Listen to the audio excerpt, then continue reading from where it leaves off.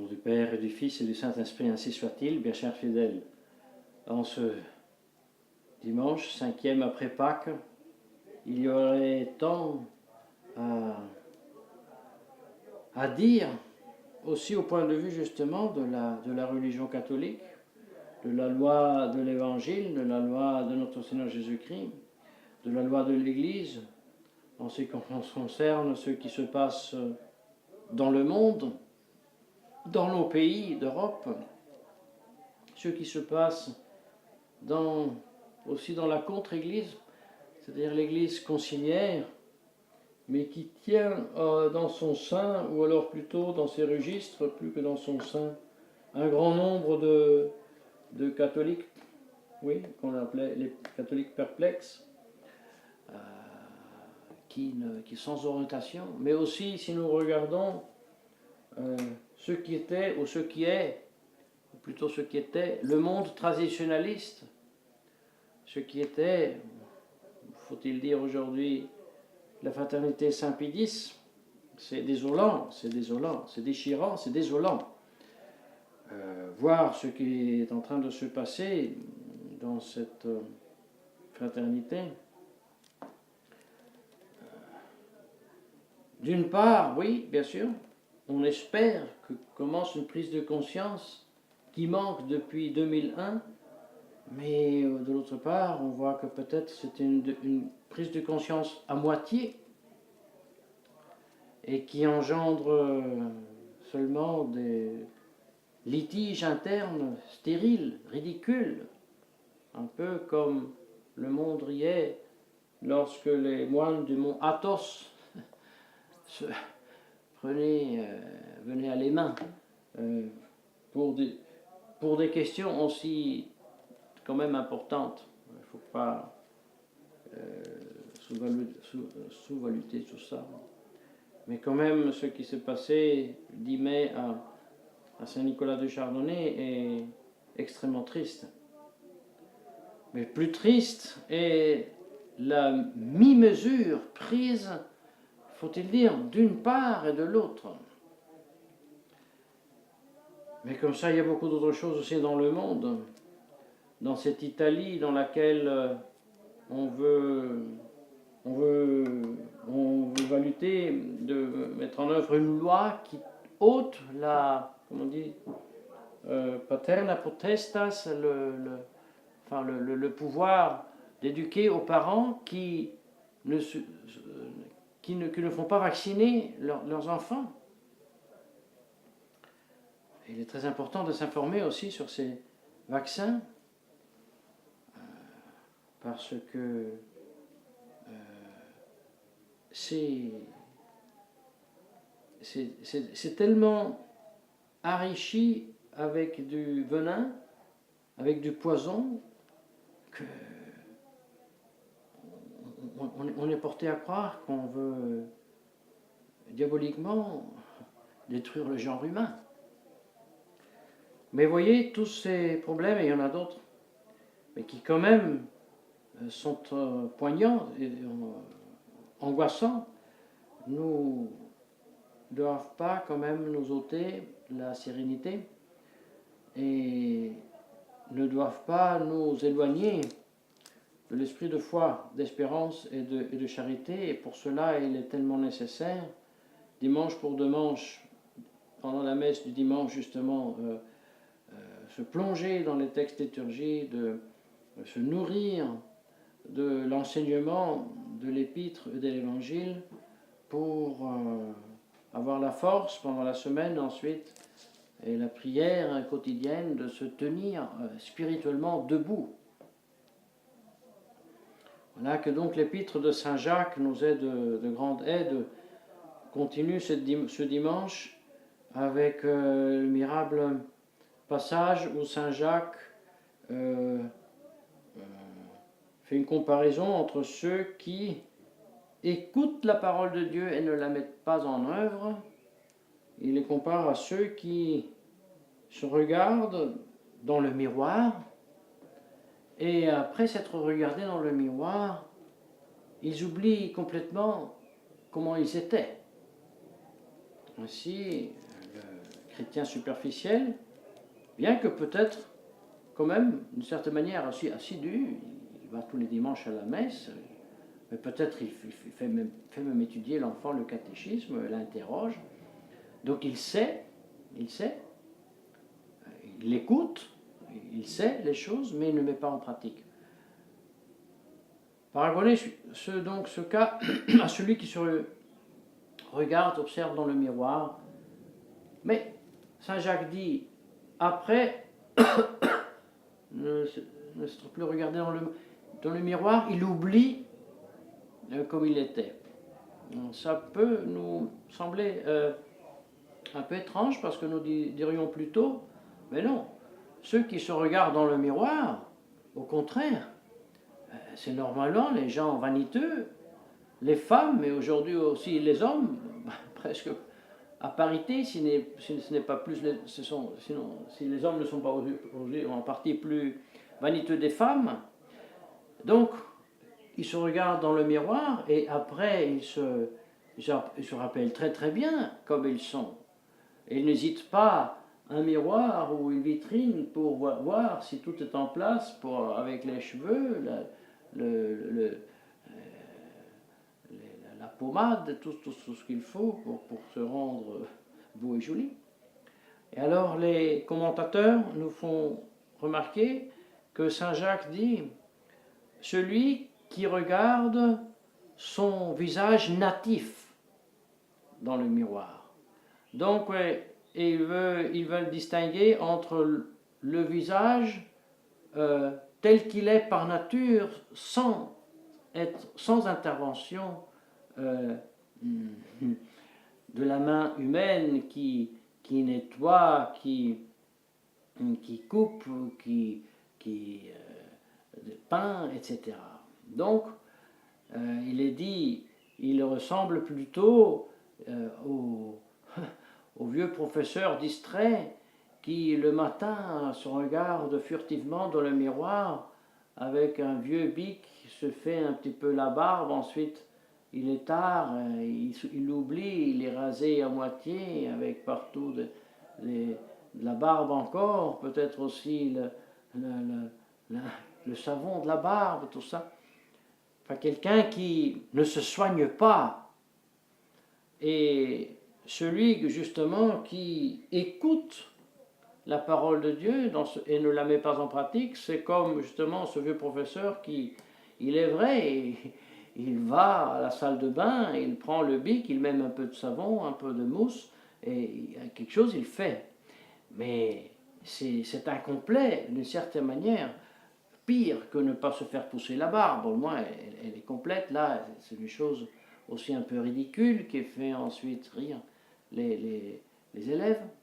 Et bien comme ça est à prendre celui qui écoute, même écoute peut-être tous les dimanches, et pour cela sait, connaît les commandements, mais ne les pas en œuvre.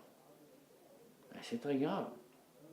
C'est quelqu'un qui ensuite, lorsque il est mis dans les circonstances de devoir agir, il oublie ce qu'il sait et qu'il a écouté tellement de fois. Et ensuite, il se trompe. Un peu comme les traditionalistes qui ont écouté pendant des décennies maintenant.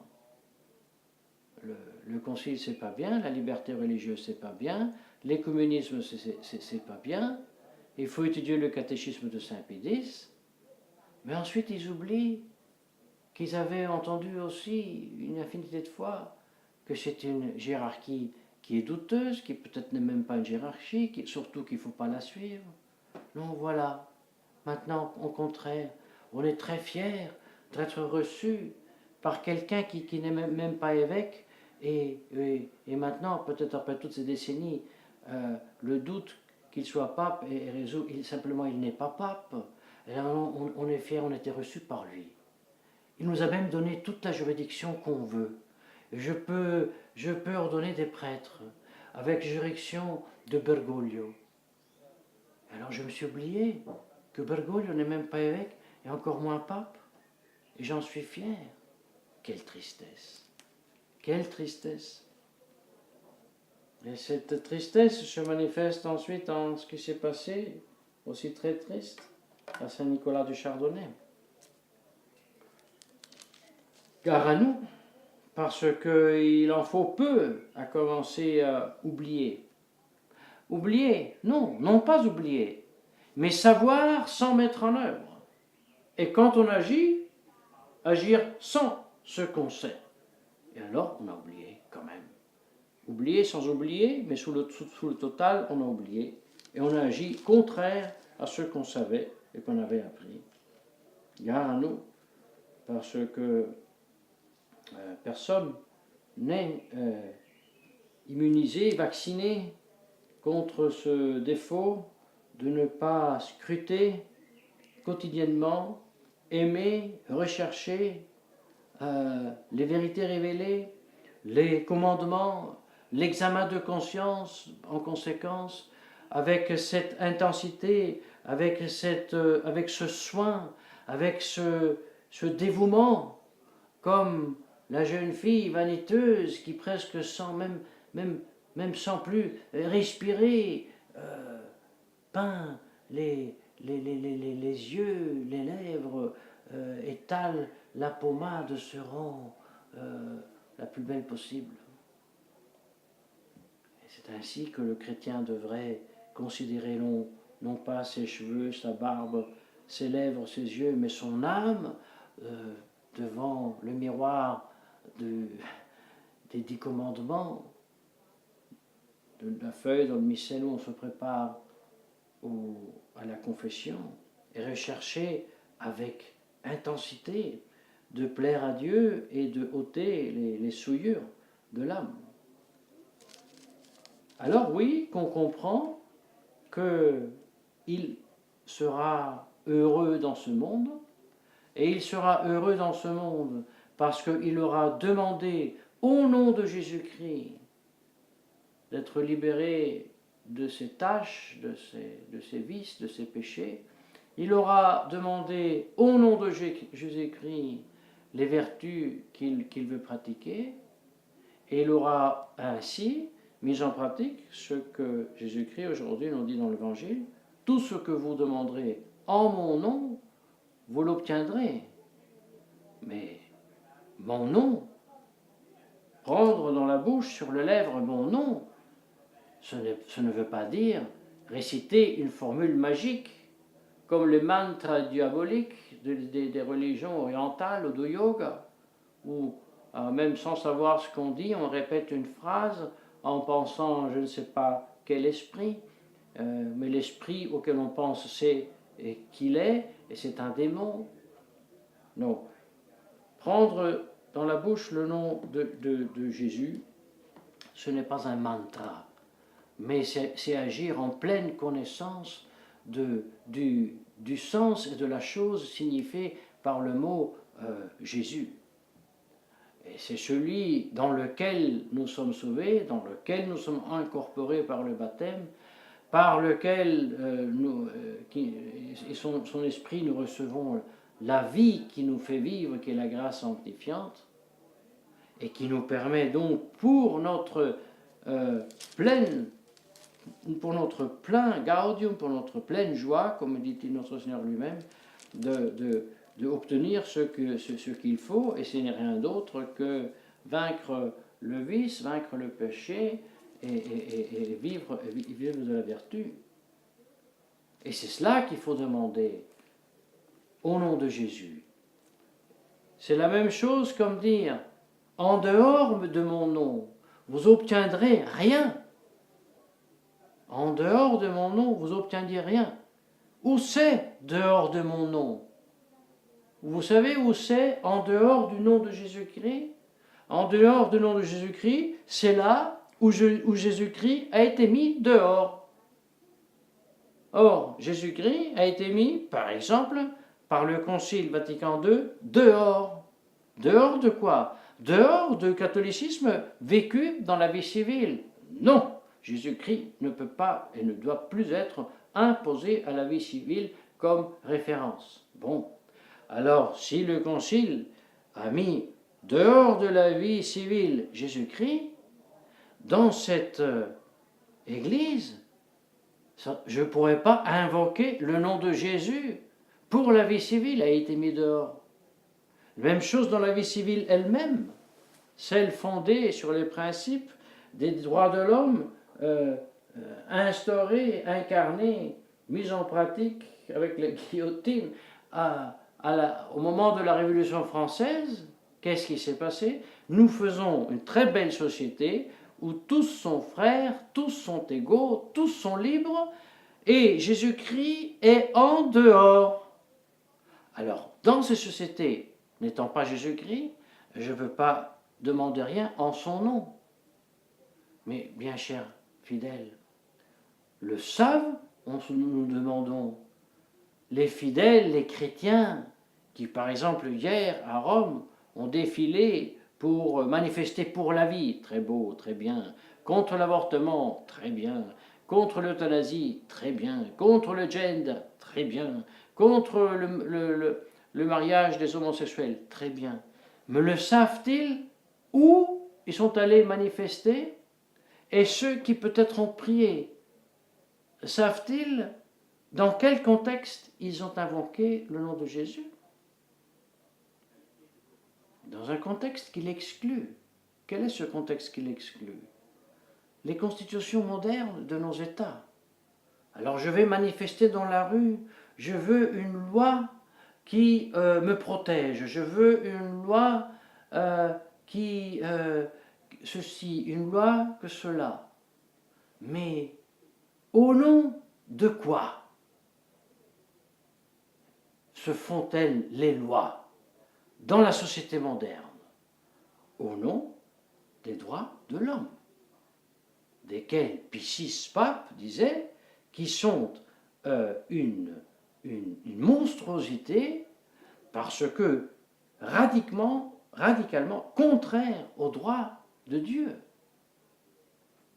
Alors je fais un rosaire pour demander aux droits de l'homme de me faire une loi qui protège mon enfant dans le ventre.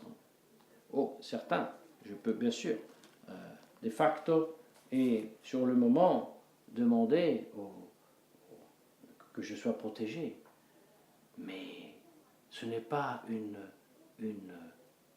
solution. Comme je demande que soit abolie la perversité et l'abomination de la loi de l'avortement, du divorce, de l'euthanasie, du mariage homosexuel, encore avant, je dois défiler dans les rues pour que soient abolies les constitutions soi-disant démocratiques qui sont apostates. Ah, mais à ça, les catholiques aussi traditionnels, qui il y a des décennies défilaient dans les rues de Paris pour l'école libre, ils ont complètement oublié ça, ils l'ont complètement oublié. Ils n'y pensent même plus. Et ne pensent même plus à cela les traditionalistes ou les fûts traditionalistes, qui maintenant sont fiers d'être bénis par le soi-disant cardinal Burke pour aller faire une nuit contre la légitimation des homosexuels, etc. C'est être le vieux professeur distrait qui donne un petit regard dans le miroir, fait 3 fois comme ça avec un vieux bic, et laisse la moitié de la barbe sur ses joues avec la mousse, et qui, sous le total, simplement, ne s'est pas rasé. Oui, mais je me suis rasé. Non, tu n'es pas rasé. Oui, je suis catholique. Non, tu n'es pas catholique. Tu as fait exactement la chose à moitié. C'est peut-être pire que de ne pas la faire. Tu considères d'une certaine manière, très superficiellement, le catholicisme, tu dis oui au catholicisme, et tu fais non. Et tu vas demander à Jean-Jacques Rousseau et à Voltaire de t'assurer ta piété, ta vie chrétienne. Mais tu n'as compris absolument rien. Comme celui n'a rien compris, qui va chez eux, ceux qui, la philosophie de Voltaire et de Rousseau ont appliqué au Concile, a demandé au Voltaire, au Rousseau, qui s'appelle François ou Benoît, de les reconnaître comme des catholiques traditionnalistes. Mais vous n'avez rien compris alors. Ou alors vous avez tout oublié. Non, non, je suis traditionnaliste, je suis avec Monsieur Lefebvre, je suis. Hein, et si cela, non. Tu étais, si t'allais bien, si ça allait bien. Mais surtout maintenant, tu as complètement perdu la boussole. Et d'ailleurs aussi, le contrôle de tes pauvres prêtres, tes pauvres fidèles. Allez voir ce qui s'est passé dans Saint-Nicolas. Dans Saint-Nicolas. Et c'est d'autant plus triste que ceux qui se révoltent contre cette tentative de se faire reconnaître la juridiction pour les mariages, eux à leur tour risquent, peut-être que non, nous attendons, mais de faire eux aussi un travail à moitié. Il faut avoir le courage de rompre radicalement avec l'esprit, les principes du monde, comme nous demande Saint Jacques dans l'Épître. Oui, c'est visiter les orphelins et les veuves et de se détacher et immaculatum se custodire aphoc seculo, et se maintenir immaculé de ce siècle, de ce monde. Et nous parlions à l'époque, de cette manière, du monde païen. Encore, le monde gnostique conjuré contre Dieu et Jésus-Christ n'était pas encore arrivé à couper la tête au roi, n'était pas encore arrivé à chasser un vrai successeur, légitime successeur de Saint-Pierre, de s'introniser avec toutes ces philosophies diaboliques au Vatican. D'autant plus, combien de plus aujourd'hui, nous devons nous préserver immaculés de ce monde, et nous ajoutons diabolique, qui est l'esprit, même l'esprit des constitutions modernes, pas mais simplement la dégradation des mœurs, qui, avec des hauts et des bas, toujours ont eu leur cycle. Que donc, cet épître de Saint Jacques et ce magnifique évangile nous fassent reconnaître que si nous voulons obtenir des grâces, nous devons le faire au nom de Jésus-Christ et pas au nom des démocraties qui sont principalement apostates. Oui, Marine Le Pen est très bien. Oui, parce que c'est le mal mineur. Mais ça fait des siècles maintenant déjà, des décennies et des siècles, que le monde va de pire en pire avec cette demi-mesure du mal mineur. Le mal mineur, oui, je le tolère quand le bien règne et le vrai règne, et en arginant le mal, je en tolère une partie en calculant que peut-être en arginant ce petit mal, un plus grand mal pourrait s'en suivre. Oui.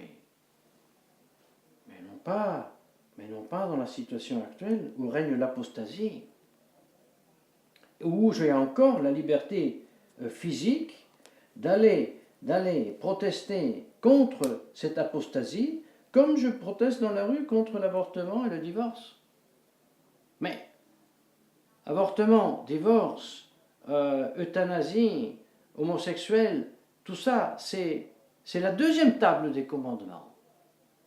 Et la première table est l'expulsion et la mise hors jeu de Dieu, de la société civile d'abord, et avec le Concile Vatican après, où personne n'est dans la rue, personne ne proteste.